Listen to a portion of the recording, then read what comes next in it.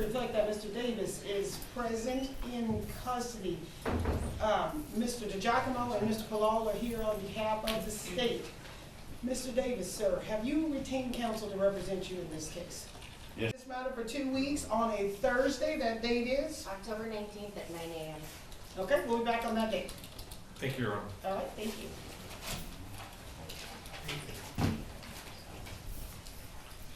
All right.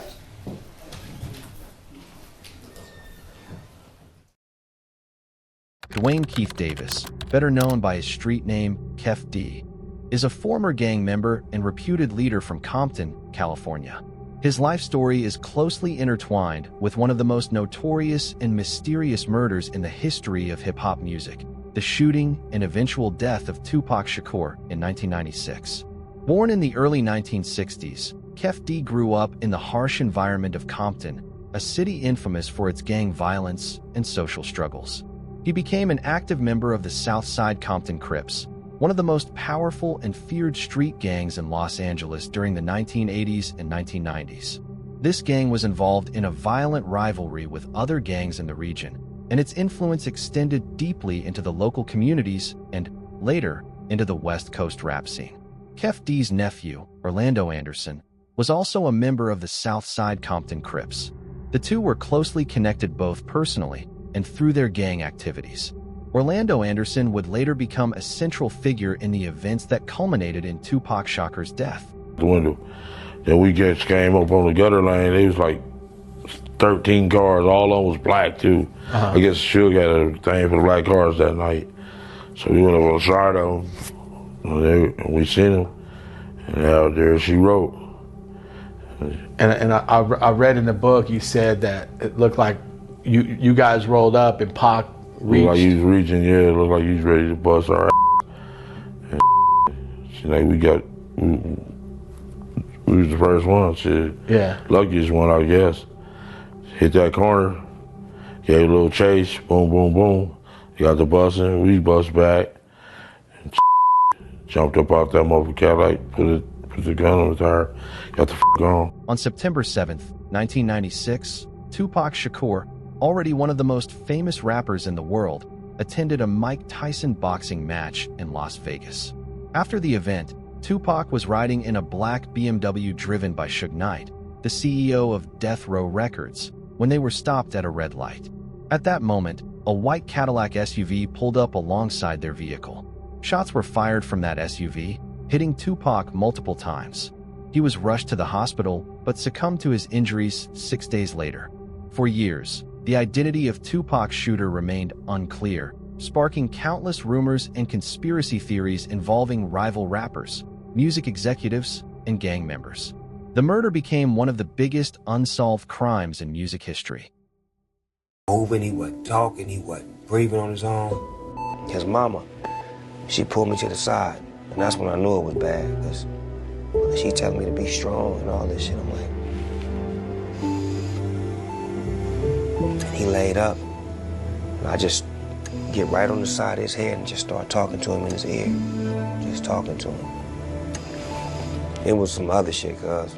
Then as soon as I walked out of there, I went in the bathroom and I threw up. Did you know at that moment or early on that Pac wasn't gonna make it? No. That's Superman, cuz. I thought he was coming out of that. We seen it before. I watched him do it before. So I was like, he'll be all right, he gonna come out of it. And that broke my heart.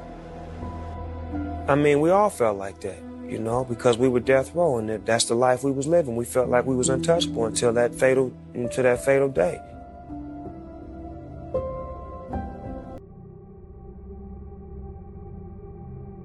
In later years, Duane Keffe D. Davis broke his silence. Through interviews and in his autobiography titled Compton Street Legend, he admitted that he was present in the vehicle from which the shots were fired. According to Keffe D., he was driving the white Cadillac SUV, and the actual shooter was none other than his nephew, Orlando Anderson. Keffe D. described how he passed the gun to Orlando during the drive, enabling the shooting that changed the course of hip-hop history forever. This confession was one of the first direct admissions from someone involved, providing critical insight into the circumstances surrounding Tupac's murder. Despite this admission, Keffe D was not arrested or charged for many years, and the case remained cold. However, in 2023, following renewed interest and investigation by the FBI, Keffe D was finally arrested in Las Vegas on charges related to Tupac's shooting. Authorities charged him with murder with the use of a deadly weapon, as well as gang-related enhancements. This arrest marked a significant turning point in a case that had puzzled law enforcement and fans alike for nearly 3 decades. That's what I don't understand. Why do they keep asking this crooked ass cop shit? You know what I'm saying? Why they keep asking this crooked ass cop shit, man? Just like I said, when he said, "Bet you Keffe D getting locked up for Tupac murder," and I said he need to be right in handcuffs with me for Biggie murder, because I know he had his hands in that shit. It highlighted the long-lasting impact of gang violence on the West Coast rap scene and underscored the dangerous intersections between music, crime, and street culture. Keffe D's involvement reveals much about the brutal realities behind Tupac Shakur's death, including the influence of gang rivalries, personal vendettas, and the turbulent atmosphere of 1990s Los Angeles. Did you know Tupac and Suge was in the black BMW? He was hanging out the window. Tupac?